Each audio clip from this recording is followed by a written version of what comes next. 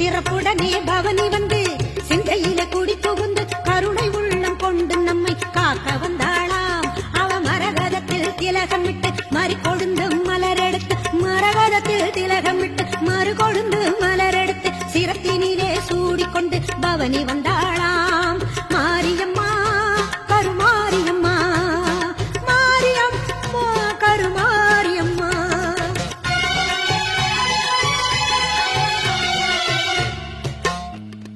உன் வேப்பிலையும் திருநீரும் வேண்டியதை தந்திடுமே அம்மா.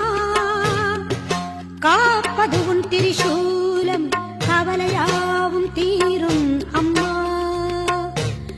மா பெரும் பக்தர்கள் கூட்டம் உன் சன்னதியில் அம்மா. ஆபத்தில் உதவிட உன் 1000 கைகள் எங்களை அழைத்திடுமே